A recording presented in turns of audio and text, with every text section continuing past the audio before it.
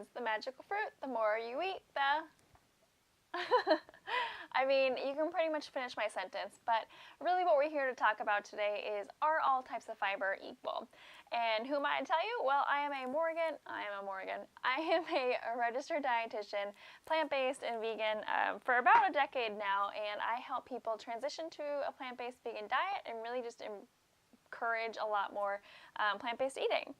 And fiber can be one of those things that it gets tossed around a lot, and then the question always comes, well, like, do all foods have fiber, and how much is too much? How much do I need? All of those kinds of questions. But for today, let's just talk about the different types of fiber. So first things first, know that fiber is essentially the same thing as like a family. And just like your family has lots of different personalities, lots of different quirks and traits, fiber is the same way. But you all sort of communicate and interact with each other. You're all kind of maybe even living in the same dwelling, in the same space. Same thing is true for something like beans. So with beans, there's multiple types of fiber within a bean. Most of the fiber is going to be soluble, which we'll get into in a little bit. But it's still going to have other types of fiber, but there's still, all fiber is definitely going to be helpful.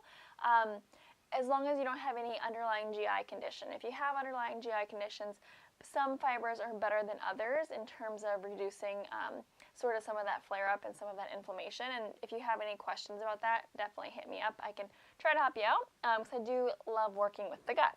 So we have, generally speaking, soluble and insoluble. Now, even within those two categories, there's lots of variation.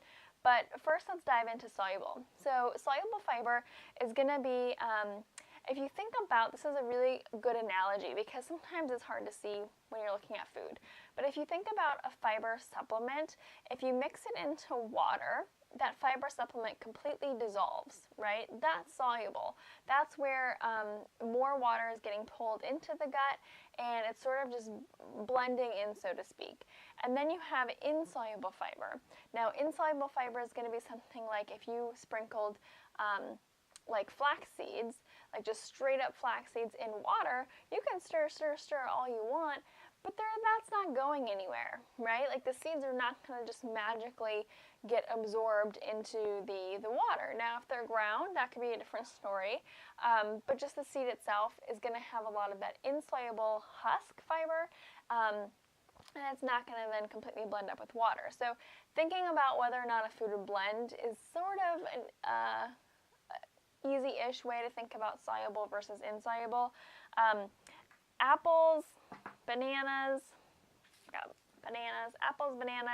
beans are really great sources of soluble fiber, and that's where things like beans and oats and apples have been shown in the literature to sort of help reduce cholesterol levels, and that's because that soluble fiber binds to the cholesterol in the body and then is excreted out.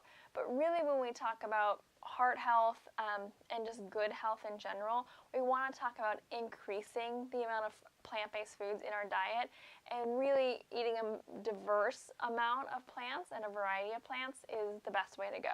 So don't get too caught up on soluble versus insoluble. If you're super into this stuff like me, that's cool, stick around. But if you're like, I just need to eat some fiber, like, are they all the same?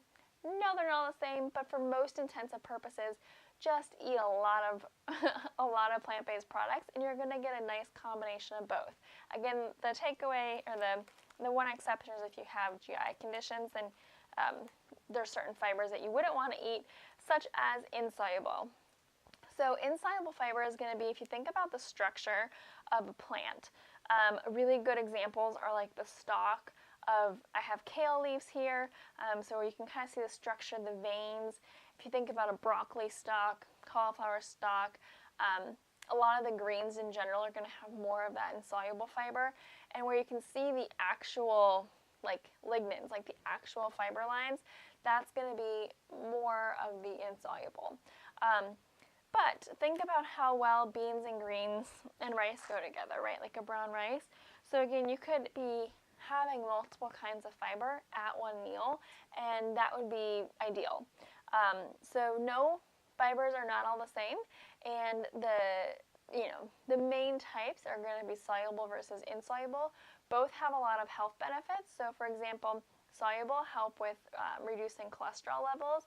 They help with slowing down GI transit time. So because more water is getting pulled into the gut, they help bulk the stool and they help slow down the GI transit time. On the opposite side of the spectrum, insoluble fibers help keep you regular as well, in that they move things along and increase GI transit time. So for some people, if constipation is more your jam, more your issues, you may benefit from more of insoluble fiber, but generally even things like oats and the beans are still helpful from just preventing constipation in the first place. So you do need both. It's not one or the other. Both have a lot of benefits, and both should definitely be on your plate. If you have any questions about how to incorporate these foods, hit me up below. I would love to help you out. And subscribe to catch a new video every week. Until next time, keep it kind. I will see you soon.